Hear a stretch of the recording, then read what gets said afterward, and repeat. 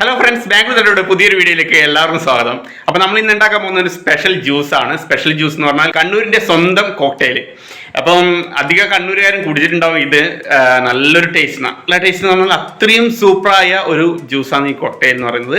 അപ്പോൾ കണ്ണൂരിലാണെങ്കിൽ കണ്ണൂർ പുതിയ ബസ് സ്റ്റാൻഡിൽ പോകുന്ന വഴിക്ക് ഒരു ജ്യൂസ് കോർണർ എന്ന് പറഞ്ഞ ഷോപ്പുണ്ട്. അവിടെയാണ് ഇതിന്റെ ഏറ്റവും മെയിൻ ആയിട്ടുള്ള ഷോപ്പ് എന്ന് പറയുന്നത്. അവിടെ നിന്നാണ് എനിക്ക് തോന്നുന്നത് കണ്ണൂരിൽ എല്ലാവരും അറിഞ്ഞു തുടങ്ങിയത് ഇതിനെ കുറിച്ചിട്ട്. ഇപ്പൊ അധികം കടകളിലും ഇത് കിട്ടുന്നുണ്ട്. പക്ഷെ അവിടുത്തെ ആ ജ്യൂസിന്റെ ടേസ്റ്റ് പറഞ്ഞറിയിക്കാൻ കഴിയില്ല, അത്രയും ടേസ്റ്റ് ആണ്. ഇതൊരു പ്രൊമോഷൻ ഒന്നുമല്ല, ഞാൻ എൻ്റെ അനുഭവം പറഞ്ഞു മാത്രം. അപ്പൊ ആ കോക്ടെയിൽ എങ്ങനെ ഉണ്ടാക്കുന്നത്, അതിന്റെ രുചി, അതിന്റെ കൃത്യമായിട്ടുള്ള ചേരുവകൾ എന്തെല്ലാം നമുക്ക് നോക്കാം. അപ്പൊ നമുക്ക് ആ വീഡിയോ ഒന്ന് കാണാം.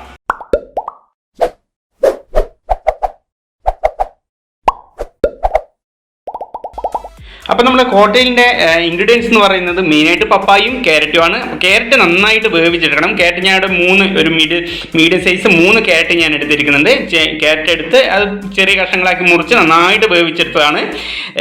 നമ്മളിങ്ങനെ ഒന്ന് അമർത്തി ചെയ്താകുമ്പോൾ ഇങ്ങനെ ഞെങ്ങിപ്പോകുന്ന രീതിയിൽ ക്യാരറ്റ് വേവിച്ചെടുക്കണം. പിന്നെ ഇതിൻ്റെ പകുതിയോളം പപ്പായം ചെറിയ കഷ്ണങ്ങളാക്കി വെച്ചിട്ടുണ്ട്. പിന്നെ നമ്മൾ മെയിനായിട്ട് വേണ്ടത് പാലാണ്. പാല് നല്ലോണം തണുപ്പിച്ച് ഫ്രീസറിൽ വെച്ച് നന്നായിട്ട് തണുപ്പിച്ചെടുത്ത പാലാണിത്. എനിക്ക് പെട്ടെന്ന് തണുക്കാൻ വേണ്ടി ഞാനൊരു സ്റ്റീൽ പാത്രത്തിലാണ് ഫ്രീസറിൽ വെച്ചത്. അതേപോലെ ഞാൻ നിങ്ങളുടെ മുന്നിൽ കാണിക്കുന്നതാണ്. പിന്നെ വേണ്ടത് ഐസ്ക്രീമാണ്. ഐസ്ക്രീം പിന്നെ വാനില ഐസ്ക്രീമാണ് ഞാൻ ഇവിടെ യൂസ് ചെയ്യുന്നത്. അപ്പം നമ്മൾ പാല് പറയാൻ മറന്നുപോയി. ഒരു പാക്കറ്റ് 500 ml ഒരു പാക്കറ്റ് പാലാണ് ഞാൻ ഇവിടെ യൂസ് ചെയ്യുന്നത്. പിന്നെ ആവശ്യത്തിന് പഞ്ചസാര നിങ്ങളുടെ എങ്ങനെയാണോ മധുരം അതിനനുസരിച്ചിട്ടുള്ള പഞ്ചസാര. പിന്നെ വേണ്ടത് ഡ്രൈ ഫ്രൂട്ട്സ് ആയിട്ട് ഞാൻ അണ്ടിപ്പരിപ്പ് എടുത്തിട്ടുണ്ട്. ചെറുതായിട്ട് മുറിച്ചെടുത്ത അണ്ടിപ്പരിപ്പ്, പിന്നെ അനാറ്.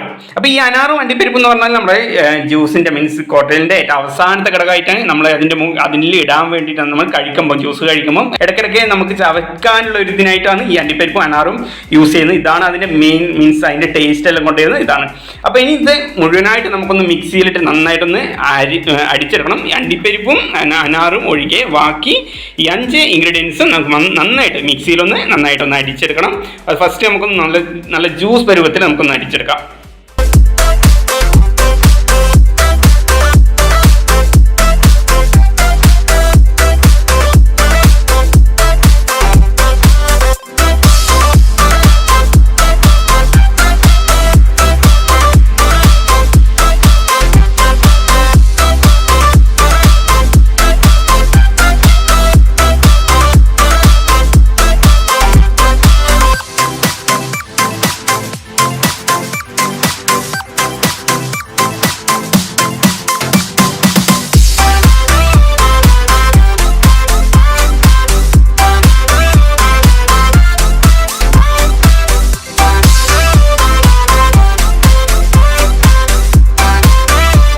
അപ്പോൾ നമ്മൾ ഈ ജാറിൻ്റെ അകത്ത് ഇട്ടിരിക്കുന്നത് ക്യാരറ്റ്, പപ്പായ, പാല്, ഐസ്ക്രീം, പഞ്ചസാര. അപ്പോൾ ഈ 5 എണ്ണമാണ് ഈ ജാറിലിട്ട് ഇട്ടിരിക്കുന്നത്. നമുക്ക് നന്നായിട്ട് ഒന്ന് അടിച്ചെടുക്കാം.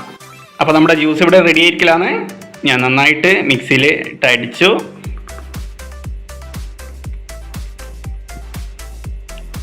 ഓക്കെ, അപ്പോൾ ഇനി ഇതിലേക്ക് നമ്മുടെ ലാസ്റ്റ് സ്റ്റെപ്പ് നമ്മുടെ അനാറും അണ്ടിപ്പരിപ്പും നമുക്ക് ഇതിലേക്ക് ആഡ് ചെയ്യണം. അപ്പോൾ ഇത് കൂടുതലായാലും കുഴപ്പമൊന്നുമില്ല, കാരണം നമ്മൾ കഴിക്കുമ്പോൾ അത്രത്തോളം നമുക്ക് ഈ ജ്യൂസ് കുടിക്കുന്ന സമയത്ത് ഇത് നമുക്ക് കഴിക്കാനും പറ്റും. അപ്പോൾ അത്രത്തോളം ടേസ്റ്റ് കൂടുകയും ചെയ്യും. അപ്പോൾ ഇതാണ് നമ്മുടെ കണ്ണൂരിലെ ഏറ്റവും സ്പെഷ്യൽ ആയിട്ടുള്ള ജ്യൂസ്. അപ്പോൾ ഇതെല്ലാവരും വീട്ടിൽ ട്രൈ ചെയ്ത് നോക്കുക. ഇഷ്ടപ്പെട്ട് കഴിഞ്ഞാൽ ഈ വീഡിയോ ലൈക്ക് ചെയ്യാനും അതുപോലെ നിങ്ങളുടെ ഫ്രണ്ട്സുമായിട്ട് ഷെയർ ചെയ്യാനും മറക്കരുത്. ഇഷ്ടപ്പെടുന്നില്ല കാര്യത്തിൽ ഒരു ഡൗട്ടും ഇല്ല. അതുപോലെ നമ്മുടെ ചാനൽ സബ്സ്ക്രൈബ് ചെയ്യുവാനും പുതിയ വീഡിയോസ് കാണുവാനും നിങ്ങൾ മറക്കാതിരിക്കുക. അപ്പോൾ ഇനിയൊരു പുതിയൊരു ഡിഷുമായിട്ട് അടുത്ത തവണ കാണാം. അതുവരെ ബൈ.